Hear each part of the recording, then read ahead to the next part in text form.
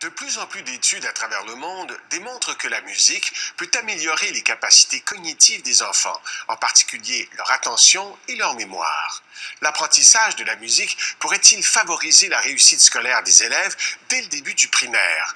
Un professeur de l'Université d'Ottawa a examiné cette question.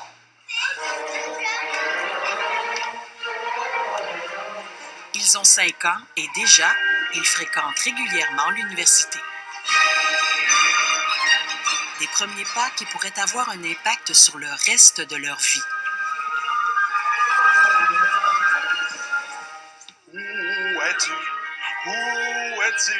Je suis ici, je suis ici, je suis ici. Malgré les apparences, ceci est un cours tout ce qu'il y a de plus sérieux.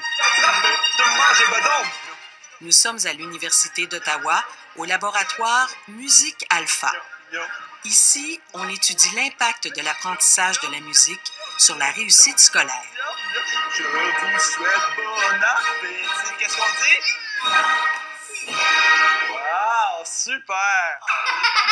Pour nous, en fait, l'hypothèse, c'est que si on met en action un programme de musique jumelé à un programme de conscience phonologique, donc d'amener les enfants à reconnaître les syllabes, les rimes et les phonèmes, on présuppose en fait qu'une action combinée pourrait aider davantage les enfants à s'initier à la lecture dès l'entrée à la maternelle et au jardin d'enfants 5 ans. J'ai joué 2 sons, puis tu vas me dire s'ils sont pareils ou différents. Écoute bien.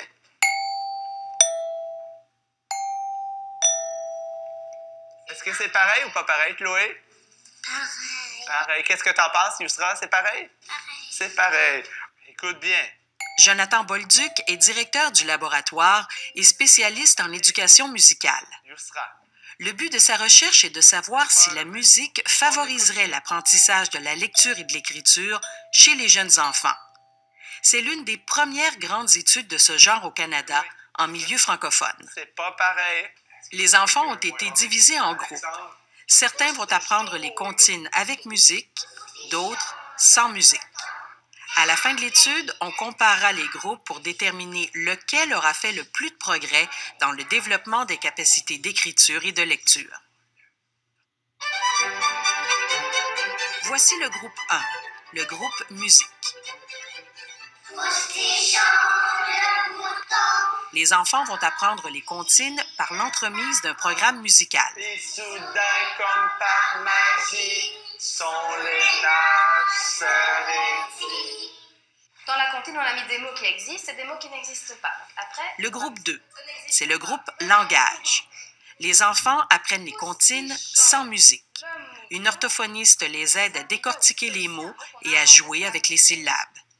est-ce que Rédi, ça rime avec sapi? Oui! Bravo! On se prépare. Poustichon le mouton, sapi. Le groupe 3, c'est le groupe musique-langage. L'apprentissage des comptines réunit le programme musical et l'intervention de l'orthophoniste. Alors nous, maintenant, on va jouer à couper les mots en syllabes, comme la dernière fois. Dans le mot magie, la première syllabe, c'est... Et la deuxième, c'est... Le groupe 4, c'est le groupe contrôle. Les enfants écoutent les comptines durant des activités libres, sans intervention de spécialistes. Ce qui semble un jeu d'enfant est le fruit d'un travail d'équipe où rien n'a été laissé au hasard. Chaque mot est pesé, pensé et placé avec soin. Pascal Lefebvre a écrit les paroles des 10 comptines utilisées dans la recherche. C'est un spécialiste du langage. Il est professeur d'orthophonie à l'Université d'Ottawa. On voulait des mots longs avec plusieurs syllabes. On voulait aussi des petits mots courts qu'on pouvait coller ensemble pour fusionner des syllabes ensemble. On voulait aussi des mots qui commencent par le même son, par exemple, ou des mots qui riment. Donc, c'est vraiment de mettre des mots qui permettent aux enfants de réfléchir sur la structure des sons, les structures sonores des mots. L'autre rime, ce sont les mots qui terminent par I. Et on a mis magie, sapi. Magie.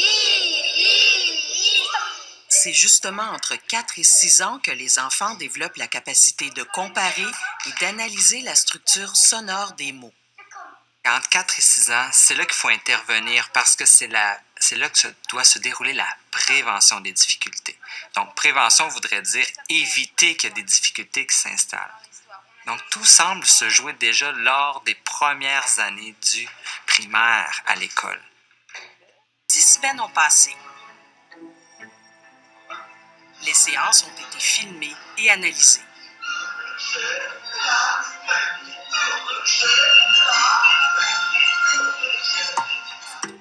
C'est maintenant le moment que les chercheurs attendaient avec impatience.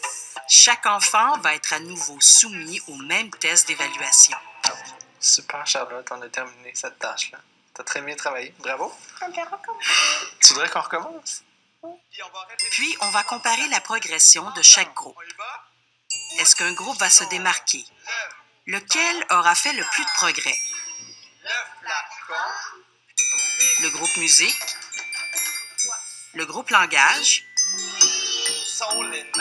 Le groupe musique-langage? Ce qui ressort, c'est que le groupe musique et le groupe musique-langage ont connu des progrès qui étaient substantiels. En fait, la grandeur de l'effet d'amélioration était pratiquement le double chez ces groupes-là. Donc, c'est une avancée qui est assez intéressante sur le point de vue de la recherche. Ce qui veut dire que la musique pourrait agir en fait comme un élément catalyseur dans le développement du langage chez l'enfant et justement promouvoir l'apprentissage. Super, un vrai champion!